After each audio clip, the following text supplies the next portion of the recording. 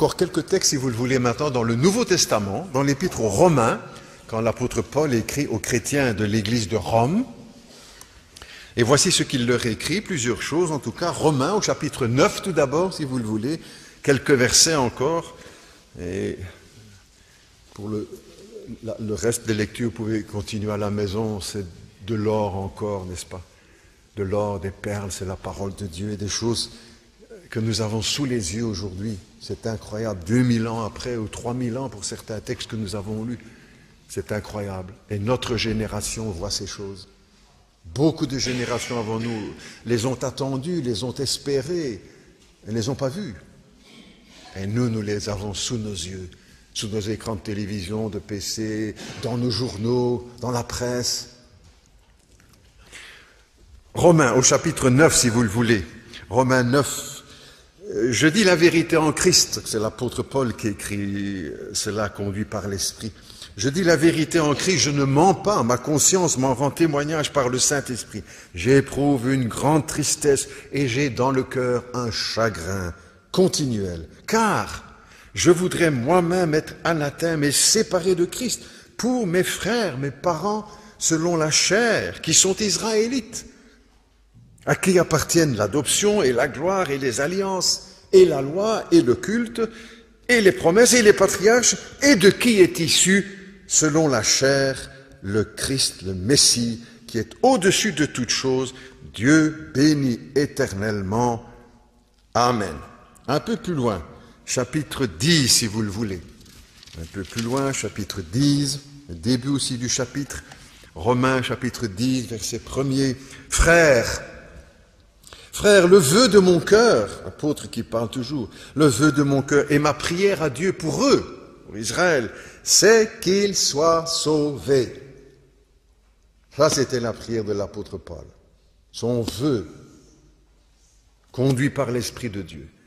Ma prière et mon vœu pour eux, c'est qu'ils soient sauvés. Je leur rends le témoignage qu'ils ont du zèle pour Dieu, mais sans intelligence. Ils ne connaissent pas la justice de Dieu et ils cherchent à établir leur propre justice. Ils ne se sont pas soumis à la justice de Dieu, car Christ est le but de la loi pour la justification de ceux qui croient. Dans le même chapitre, au verset 9, Romains 10, verset 9, « Si tu confesses de ta bouche le Seigneur Jésus, et si tu crois dans ton cœur que Dieu l'a ressuscité des morts, tu seras sauvé. Car c'est en croyant du cœur qu'on parvient à la justice, et c'est en confessant de la bouche qu'on parvient au salut, selon que dit l'Écriture, « Quiconque croit en lui ne sera pas confus. » Il n'y a aucune différence, en effet, entre Juifs et Grecs, puisqu'ils ont tous un même Seigneur qui est riche pour tous ceux qui l'invoquent, car quiconque invoquera le nom du Seigneur sera sauvé.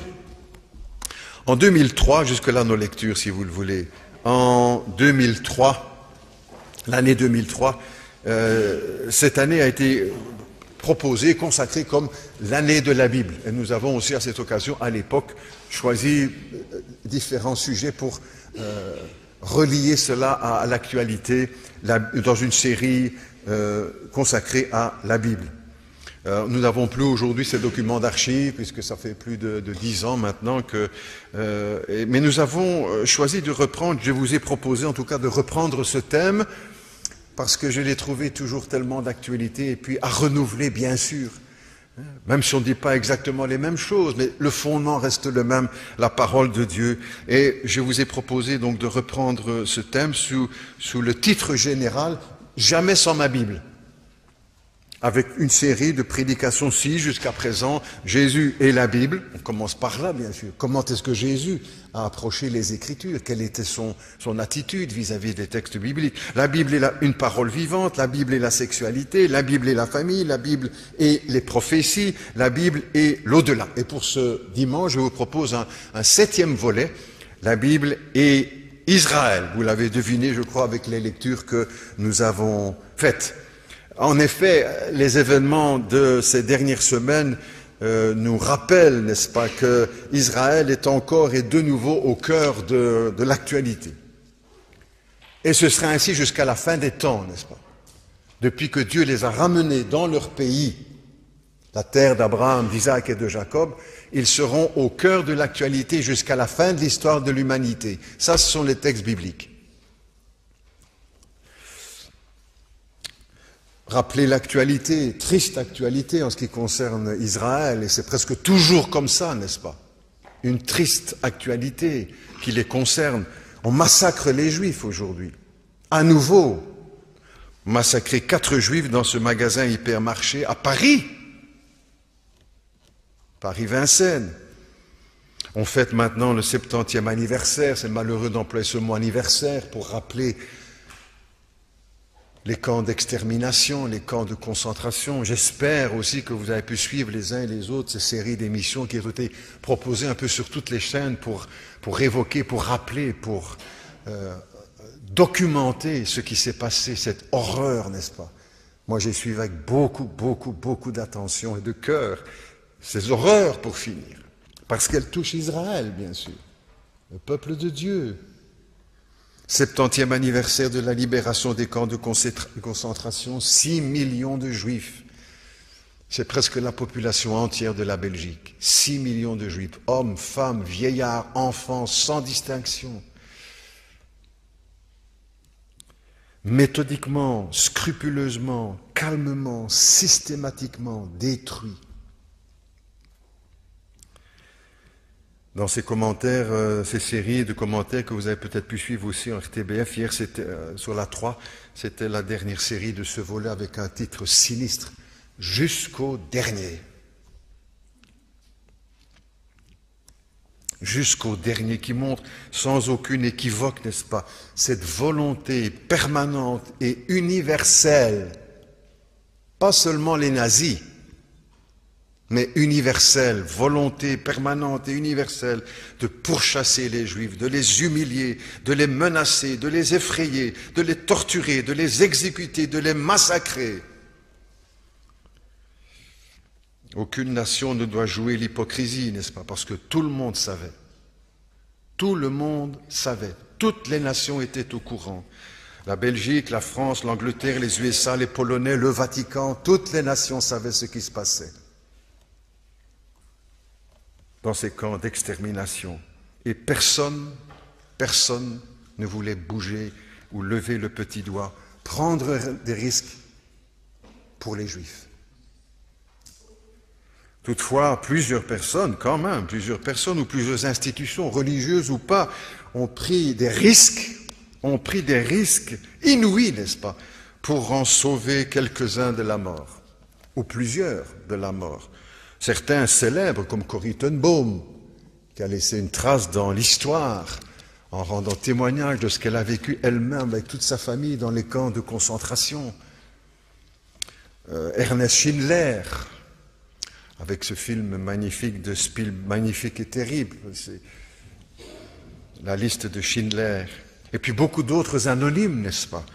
Quelques-uns membres de notre Église qui sont maintenant auprès du Seigneur, puisque avec l'âge avancé, certains nous ont quittés, mais avaient pris ces risques en tant que chrétiens. Plusieurs aussi de ces enfants qui ont été cachés à Limoges, au camp, à l'époque. Mais pour nous chrétiens, ce sujet revêt aussi une importance particulière, Israël, la Bible et Israël, parce que Dieu donne une place unique à ce peuple d'Israël, une place unique. Pas seulement les protestants ou les évangéliques ou les... Dieu dans sa parole, les Écritures saintes. Dieu donne une place unique à ce peuple, c'est par lui que Dieu nous a donné la Bible. C'est par ce peuple aussi, dans ce peuple, que Dieu s'est incarné. Et le petit Jésus a été circoncis à 8 jours dans le temple, comme les textes de la Bible de l'Ancien Testament le demandaient. Marie et Joseph, qui étaient juifs, ont été portés à Jérusalem, le petit, pour qu'il soit circoncis. Parce qu'il était juif. Et Dieu a voulu qu'il en soit ainsi, que son fils vienne dans le monde au travers de ce peuple. C'est en Israël que le Fils de Dieu est venu, qu'il a marché, qu'il a accompli les miracles. C'est en Israël qu'il a été crucifié. C'est à Jérusalem qu'il a été enseveli. C'est à Jérusalem qu'il est monté au ciel. Et c'est à Jérusalem qu'il reviendra, avec les textes que nous avons entre autres de Zacharie. C'est là qu'il reviendra. Pas à Bruxelles, ni à Washington, ni à Moscou. Là, dans ce pays encore. Et à Jérusalem. Ça, ce sont les textes de la Bible.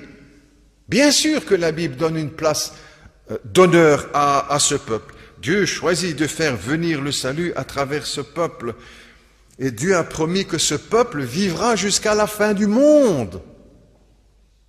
Beaucoup de nations disent aujourd'hui, Israël mourra. Et Dieu a dit, Israël vivra. Non pas parce que ce peuple est parfait, non pas parce que ce peuple est parfait, irréprochable, mais parce que Dieu le veut ainsi. Parce que Dieu en a décidé ainsi, souverainement. Ce qui doit retenir aussi notre attention et éveiller notre vigilance, c'est que l'histoire semble se reproduire, n'est-ce pas? Et ceux et celles qui ont vécu ces moments, qui s'en souviennent, ceux qui ont vécu ces moments, se rappelle de ce qui s'est passé. L'histoire semble se reproduire comme dans les années 30, puis ça n'a pas commencé seulement en 40-45, mais dès les années 30, 33 et suivants, petit à petit, la persécution de ce peuple s'est mise en place. On constate de nouveau aujourd'hui, 70 ans après, on constate, plus de 70 ans après, on constate de nouveau cette montée de l'antisémitisme. Et ce ne sont pas seulement les chrétiens qui en font la remarque ou qui le reconnaissent ou qui le disent, mais la presse, n'est-ce pas? Les statistiques montrent que dans notre pays même, l'antisémitisme ne fait que de grandir, la haine vis-à-vis des Juifs, vis-à-vis d'Israël, la montée de l'antisémitisme, les synagogues incendiées, les cimetières juifs profanés, les rabbins agressés, des Juifs froidement assassinés dans les grandes capitales de l'Europe, à Bruxelles, la capitale de l'Europe, à Paris, et dans d'autres villes, à Toulouse. De plus en plus de Juifs aussi, à cause de cela, fuient l'Europe, n'est-ce pas? Comme dans les années 30. Comme dans les années 30, fuient l'Europe parce qu'ils ne se sentent plus en sécurité. Des menaces qui se répètent, n'est-ce pas, en exprimant aussi cette volonté de détruire Israël. Pas seulement de les chasser hors des nations dans lesquelles ils se sont implantés, mais de détruire la nation d'Israël et le pays en niant leur droit à l'existence. Un exemple parmi tant d'autres, n'est-ce pas, il y a quelques années, à la tribune de l'Assemblée générale des Nations unies, à New York, l'ancien président iranien a clairement menacé Israël d'extermination. Quelques délégations ont quitté la salle à ce moment-là, dans l'auditorium de cette salle énorme qui rassemble les nations. Quelques délégations quittaient la salle, mais la grande majorité sont restées, n'est-ce pas? Jusqu'à la fin du discours. Et puis ensuite suivi des applaudissements de toutes les nations qui étaient restées pour écouter ce discours. Et pourtant, le siège des Nations Unies a pour objectif la paix dans le monde. Et dans le jardin, dans le parc à l'entrée de cet immense building à New York, il y a ce texte biblique du prophète Ésaïe qui rappelle que la mission de l'ONU est de travailler à la paix parmi les nations. Cette parole du prophète Ésaïe, de leurs épées ils forgeront des charrues et l'on n'apprendra plus la guerre. Il semble que là-bas on est en train de l'oublier aussi. Pour raccourcir aussi cette liste et pour rejoindre aussi l'actualité de ces derniers jours, dans la salle de rédaction où une dizaine de personnes ont été assassinées, Peu savent qu'ils avaient dans cette salle de rédaction un mur particulier qu'ils avaient appelé, je dis directement, le mur des cons, et sur lesquels ils avaient affiché une série de caricatures de personnages de l'actualité. La moitié de ces caricatures, ce sont des juifs. Et il y avait une bonne partie aussi pour les chrétiens.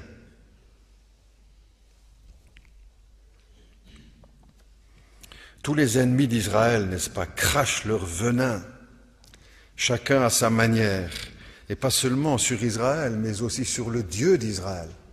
Et ne soyons pas naïfs, n'est-ce pas, tout ce qui s'est passé là-bas a à voir aussi avec la foi chrétienne, avec les chrétiens, avec la Bible, avec Jésus-Christ. Et les mêmes infamies qu'ils ont caricaturées sur l'islam, ils l'ont fait aussi sur le christianisme, sur Jésus-Christ, sur votre Seigneur, sur le Fils de Dieu. Alors ça n'excuse pas les crimes, bien sûr, bien sûr. Mais nous savons que celui qui sème le vent, il va récolter la tempête. C'est la parole de Dieu aussi. Pas seulement sur Israël, mais aussi sur le Dieu d'Israël et sur le Dieu des chrétiens. Ce Dieu qui a tant aimé le monde, afin que quiconque croit en lui ne périsse point, mais qu'il ait la vie éternelle. La Bible et Israël. Dès les premières pages de la Bible, Genèse 12, tout au début du texte de la Genèse, Dieu donne naissance au peuple d'Israël. C'est lui qui crée Israël. Et si vous lisez le prophète Ésaïe, les chapitres 40, 41, 42, 43, Dieu le rappelle avec force, n'est-ce pas, que c'est lui qui est le créateur d'Israël. Israël ne s'est pas fait tout seul. Comme le monde ne s'est pas fait tout seul, n'est-ce pas? Israël croyait aussi que c'était lui qui s'était fait tout seul. Dieu dit, c'est moi le créateur, c'est moi qui t'ai appelé à l'existence, c'est moi qui t'ai donné la vie. C'est moi qui ai fait de vous un peuple, une nation, parmi toutes les autres nations. Dès les premières pages de la Bible, le ton est donné. C'est Dieu qui donne naissance à ce peuple. Il appelle un homme, un vieillard, un pensionné, Abraham. Abraham, encore son nom, il va être changé plus tard. Et qui lui dit à cet homme, avec sa femme, quitte ton pays et va dans le pays que je te montrerai. Pas n'importe où. Va dans le pays où je te montrerai. Le plan de Dieu est tracé, n'est-ce pas? C'est là que les choses vont se passer. Non pas n'importe où dans le monde, là, à Jérusalem. Et quand plus tard le Seigneur demandera à Abraham, va m'offrir ton fils sur la montagne de Morija. C'est quoi Morija? C'est Jérusalem? C'est Jérusalem, c'est le mont Sion.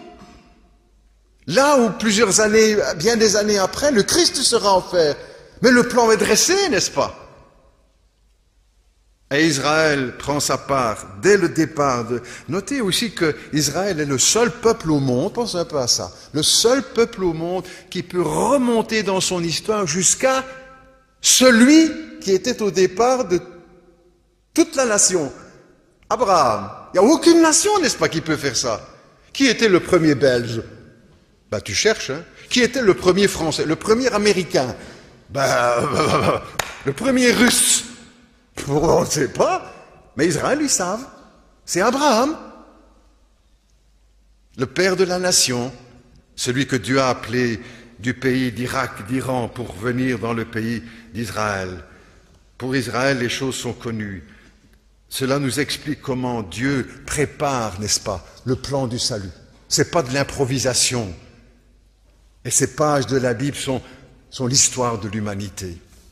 À l'origine, un homme, quelqu'un que Dieu appelle Abraham, et puis son nom change, Abraham, père d'une multitude. Et pourtant, il est vieux, il n'a pas de descendance, son épouse est vieille également, très âgée, tous les deux. Il deviendra pourtant le père d'Israël, par Isaac. Isaac. Et puis, il sera aussi le père du peuple arabe, par Ismaël, qui sera aussi fils d'Abraham et descendant d'Abraham. Et ce qui est bouleversant, n'est-ce pas, aujourd'hui, c'est que ce grand conflit, le plus grand probablement, et qui sera le plus long, Ce grand conflit, n'est-ce pas, aujourd'hui qui secoue le monde, trouve ses racines dans la Bible, dans cette famille-là. Avec les enfants d'Abraham, aujourd'hui ce sont deux peuples frères qui sont en guerre.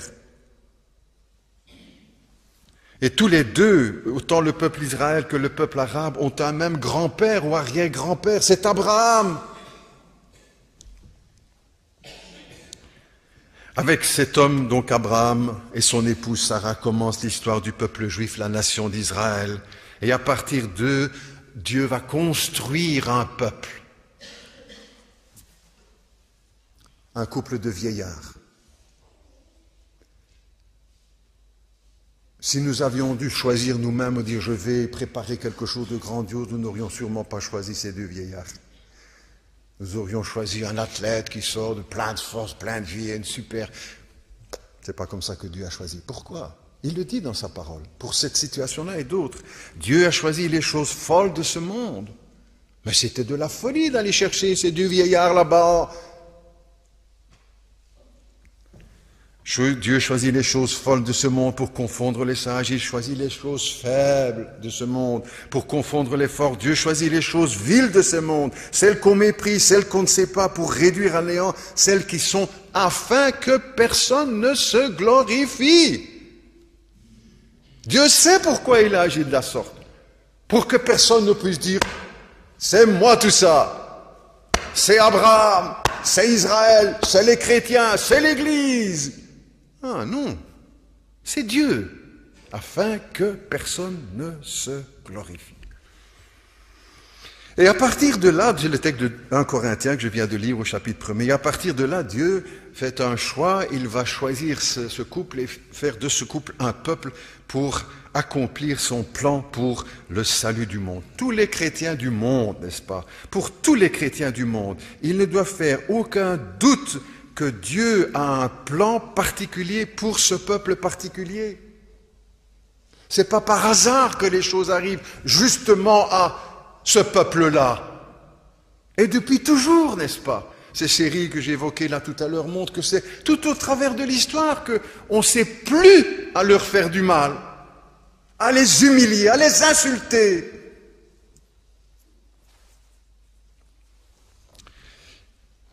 D'où pour tous les chrétiens, n'est-ce pas? Tous les chrétiens du monde, il ne doit faire aucun doute que Dieu a un plan particulier pour ce peuple particulier. Je prends trois textes de l'Écriture, il y en a des dizaines, n'est-ce pas, qui mettent cela en évidence. Deutéronome 7.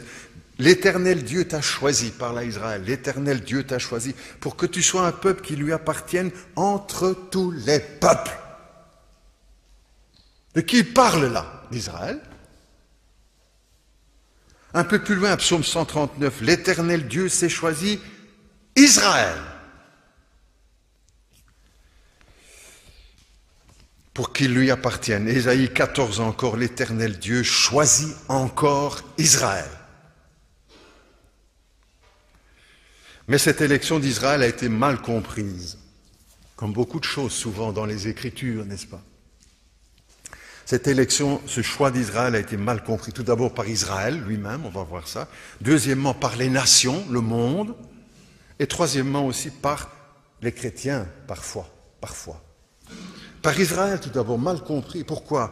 Parce que la chose lui est montée à la tête, Israël. Il a cru qu'il s'était fait tout seul, comme je disais tout à l'heure. Relis Ésaïe, là. Et Dieu qui lui dit, c'est moi qui t'ai créé Israël. C'est moi qui t'ai donné la vie, c'est moi qui t'ai appelé à la vie. Tu ne t'es pas fait tout seul. Mais Israël s'était fait... voilà.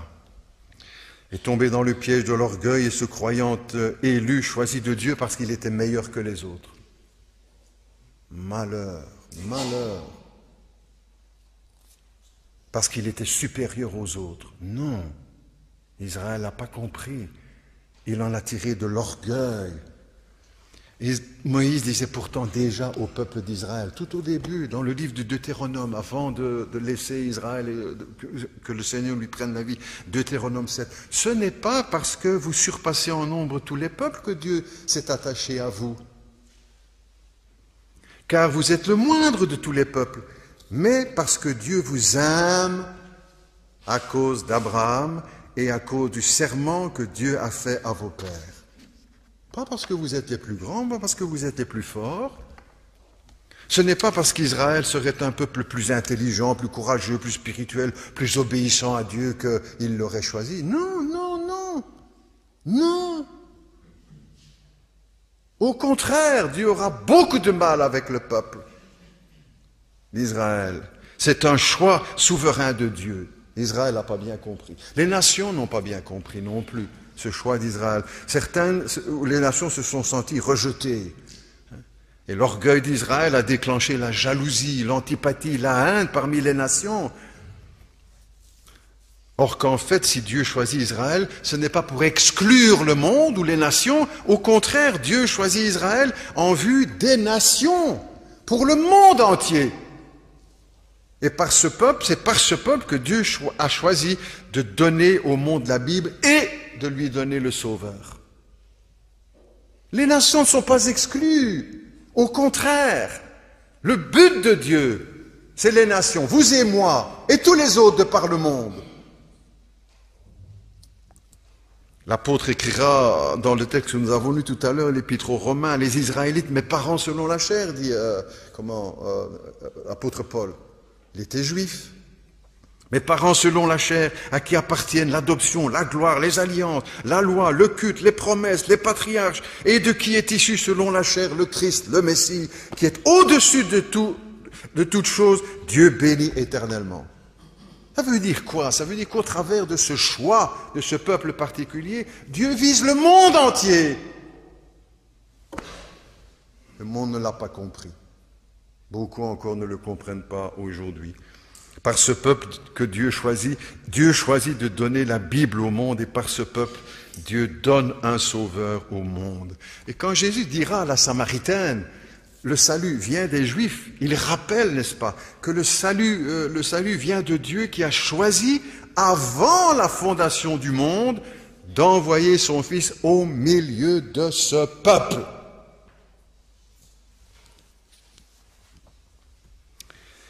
Et c'est ce que le Seigneur disait déjà à Abraham lorsqu'il l'a appelé « Je ferai de toi une grande nation et toutes les nations de la terre seront bénies en ta postérité. » La postérité d'Abraham, c'est le Christ. Et toutes les nations du monde aujourd'hui dans lesquelles il y a des chrétiens sont bénies par la descendance d'Abraham, le Messie. Et pas seulement les chrétiens, mais parce que la bénédiction de Dieu et les grâces de Dieu s'étendent aussi, même sur ceux qui sont incroyants. La grâce commune, comme on l'appelle, sans pour ça qu'il soit question du salut. Mais les bénédictions aussi qui sont venues avec l'Évangile, n'est-ce pas? La postérité d'Abraham, c'est le Seigneur Jésus, c'est lui qui est la bénédiction que Dieu apporte au monde par le salut et le pardon des péchés et la vie éternelle. Dieu n'a pas choisi Israël pour en faire son chouchou et lui passer tous ses caprices ou ses péchés. Au contraire, n'est-ce pas? Au contraire, Dieu vise le monde entier, toutes les nations. Vous et moi, et des millions, des centaines de millions d'autres autour de nous, toutes les nations. Troisièmement, pas seulement Israël qui n'a pas bien compris l'élection ou le monde, mais aussi certains chrétiens, n'est-ce pas? Mon père faisait partie de ceux-là, paix à son âme, n'est-ce pas? Mais il était un peu de cette tranche-là de beaucoup de chrétiens, n'est-ce pas? Qui ont fait d'Israël un modèle. En disant, c'est le peuple que Dieu a choisi, donc c'est un peuple modèle à copier et à imiter. Ils ont compris peuple élu égale peuple modèle. Mais la Bible ne dit jamais, jamais, jamais, jamais ça. Jamais. Que c'est un peuple élu et donc que c'est un peuple modèle. Il ne faut pas oublier, n'est-ce pas, les sévères reproches du Seigneur par l'intermédiaire des prophètes à Israël, par les prophètes, par les apôtres et par le Christ lui-même. Vous vous souvenez de ces paroles du Seigneur Jésus devant Jérusalem, quelque temps avant la croix? Jérusalem, Jérusalem, obéissant, qui marche avec le Seigneur, qui aime la lumière, qui obéit au commandement, C'est pas ça que Jésus dit, vous savez. Jérusalem, Jérusalem, qui tue les prophètes et qu'il lapide ceux qui te sont envoyés. Combien de fois ai-je voulu vous rassembler comme une poule rassemble ses poussins sur ses ailes, mais vous ne l'avez pas voulu. Il parle de qui, là? De la Russie? Non, de Jérusalem, d'Israël, qui tue les prophètes et qui lapide ceux qui te sont envoyés. Hein? Pas peuple modèle, hein? Ou encore le prophète Ésaïe, le magnifique prophète Ésaïe, n'est-ce pas, d'Ésaïe 53 et de 61, mais qui n'a pas sa langue dans sa poche. Et quand Dieu l'envoie, il lui dit, le bœuf connaît son possesseur et l'âne la crèche de son maître. Israël ne connaît rien. Mon peuple n'a pas d'intelligence. Ésaïe chapitre 1er. Tu peux lire la suite, c'est costaud aussi. Pas un peuple modèle. Élu, mais pas modèle. Ou encore quand le même prophète, au chapitre 10, toujours du même chapitre, quand Dieu compare Israël à Sodome et Gomorrhe. Oh, pas modèle, hein, le peuple élu. Ou encore de Jérusalem, quand le prophète dira quoi? Quoi donc? La cité fidèle est devenue une prostituée. Ah ben là, il parle de Paris ou de New York ou de... Non, de Jérusalem. Ah, pas peuple modèle. Élu, oui, choisi par Dieu, par amour, souverainement, mais pas modèle. Hein? Pas modèle. Pas à imiter, à copier. Étienne, le premier martyr de l'Église, premier martyr chrétien, qui fera un réquisitoire implacable, acte chapitre 7, implacable sur toute l'histoire d'Israël, et qui termine avec une phrase. Vous vous opposez toujours à l'Esprit de Dieu. Il parle de qui, là? Pas des Français ou des Américains ou des... Non, Israël. Peuple élu. Bien des chrétiens ont idéalisé Israël. C'est ça que je disais, mon papa était comme ça.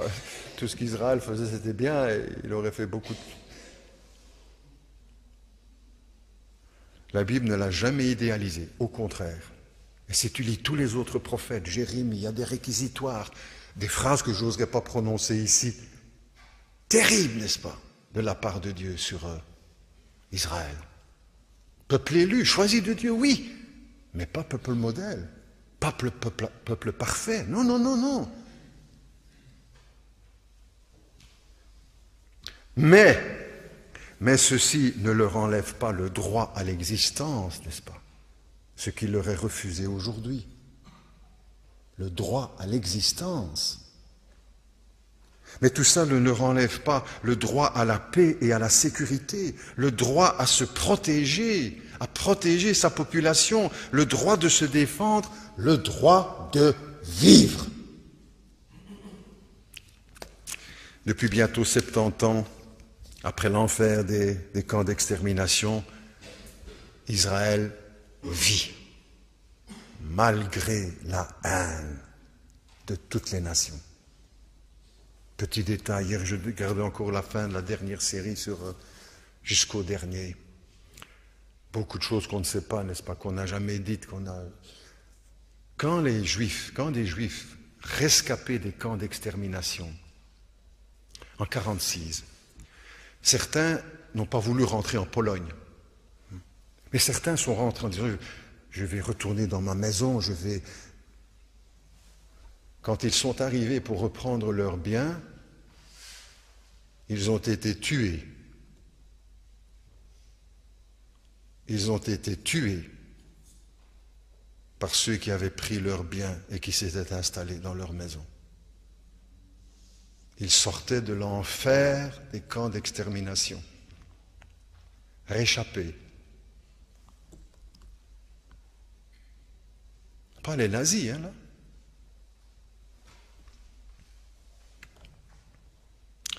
Après 2000 ans d'exil, ils reviennent maintenant sur la terre d'Abraham, d'Isaac et de Jacob, et Dieu les fait revenir Dieu les fait revenir sur la terre de leurs ancêtres, la terre que Dieu leur a donnée.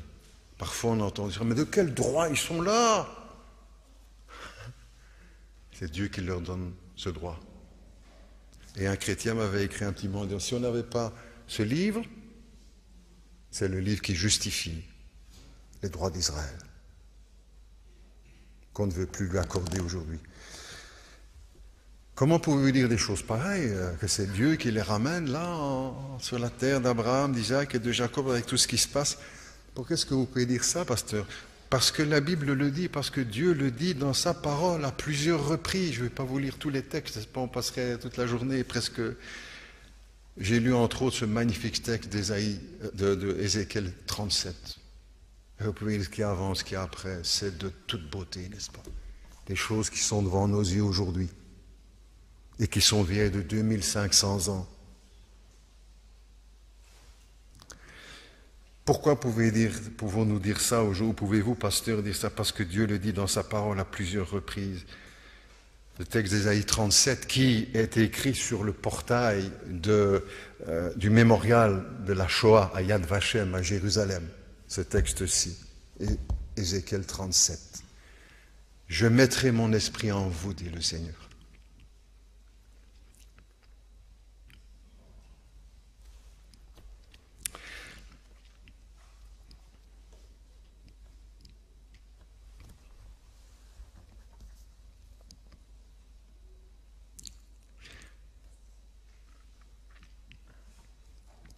Je mettrai mon esprit en vous et vous vivrez. Je vous rétablirai dans votre pays et vous saurez que moi, l'Éternel, j'ai parlé et agi. Je vous ferai sortir de vos sépulcres, ô mon peuple, et je vous ramènerai dans la terre, dans le pays d'Israël. Mais la Bible ne s'arrête pas là, au retour d'Israël dans son pays, selon le plan de Dieu et son dessein. Le texte continue, l'histoire d'Israël continue. Et la Bible nous raconte la suite, ce qui sera devant nous dans les prochains jours. C'est un livre merveilleux, n'est-ce pas? C'est la parole de Dieu.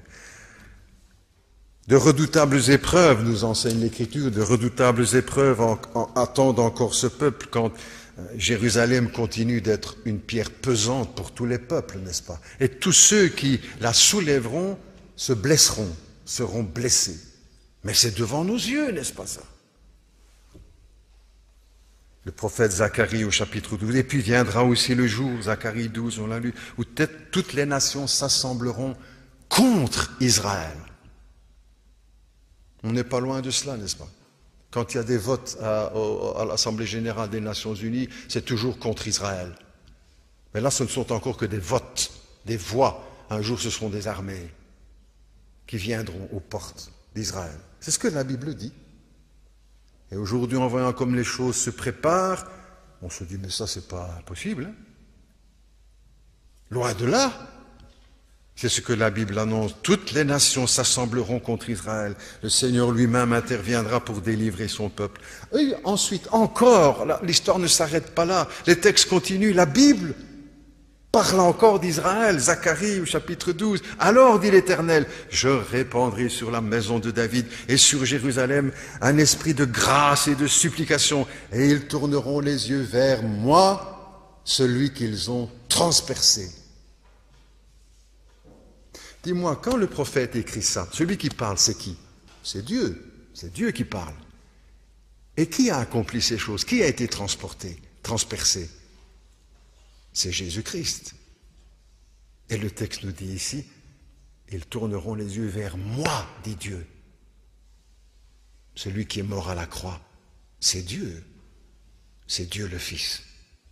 Et déjà dans l'Ancien Testament, les choses étaient claires pour celui qui veut les accepter et les comprendre avec honnêteté et humilité. Ils tourneront les yeux vers moi, celui qu'ils ont transpercé, et ils pleureront sur lui comme on pleure sur un fils unique. Ils pleureront amèrement comme on pleure sur un fils premier-né. Ensuite à Jérusalem, Jérusalem sera alors ensuite élevée et toutes les nations, le texte dit, accourront à Jérusalem chaque année pour se prosterner devant le roi, le Dieu des armées. Quel destin, quel destin, quel destin. Dieu a un plan particulier pour ce peuple particulier et la Bible nous révèle tout cela. Bible et Israël. Mais un dernier texte encore que je laisse à chacun, cette parole qui est rapportée plusieurs fois dans l'Écriture et qui nous rappelle aux uns et aux autres, n'est-ce pas, qu'il y a un choix à faire. Genèse au chapitre 12 est répété plusieurs fois. Je bénirai celui qui te bénira et je maudirai celui qui te maudira. Ça veut dire qu'on ne peut pas rester neutre, n'est-ce pas, vis-à-vis d'Israël. Et avec les jours qui s'avancent de moins en moins. On ne peut pas dire ça, c'est pas mes affaires. Oh, je ne dis rien. Il faut sortir du bois. Il faut choisir. On bénit ou on maudit. On est pour ou on est contre. Jésus a employé le même langage quand il a dit « Celui qui n'est pas pour nous, il est contre nous ». Il y a un choix à faire. On ne peut pas être neutre. Dire « Oh, moi je ne tranche pas dans cette histoire ». Il faut choisir. Pour nous chrétiens aussi, à la lumière des Écritures. Et puis aussi, je rappelais en terminant, la prière de l'apôtre Paul. Qu'est-ce qu'on va demander pour Israël? Il y a beaucoup de choses à demander. Lui, sa prière, ma prière pour eux, notre vœu et notre prière, c'est qu'ils soient sauvés. Encore et toujours le salut, le pardon, la vie éternelle en Jésus-Christ. C'est ça notre prière. Qu'ils soient sauvés. Pas seulement sauvés des camps, très bien, oui, aussi, mais aussi par Jésus-Christ. Qu'ils reconnaissent le Messie, leur Messie, le Sauveur du monde. Prions ensemble, si vous le voulez. Notre Dieu, notre Père, nous te remercions pour ta parole. Quelle lumière, Seigneur, sur l'histoire, sur le passé, sur le présent, sur le futur. Père Céleste, nous reconnaissons que ta parole est bien parole de Dieu, parole de vérité, parole de vie, parole éternelle.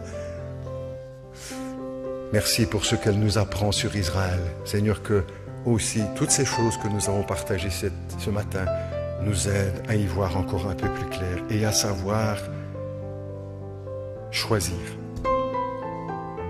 à la lumière de ce que ta parole, la Bible, nous enseigne au sujet d'Israël. Nous prions aussi, puisque nous y sommes invités, notre prière aussi pour eux, c'est qu'ils soient sauvés, c'est qu'ils se tournent vers Jésus-Christ, le Messie, annoncé par Moïse, annoncé par Zacharie et Ézéchiel, et qui est venu en la personne de Jésus de Nazareth, Fils de Dieu, Dieu le Fils, manifesté en chair. Qu'ils se dépêchent, Seigneur, de tourner les regards vers celui qu'ils ont transpercé. Celui qui les a choisis, qui les aime et qui veut aussi les sauver. Que le nom du Seigneur soit béni, que nos vies lui soient agréables et que nous puissions comprendre ses plans, sa volonté pour le monde, pour Israël, pour l'Église, pour chacun de nous. Au nom de Jésus. Amen.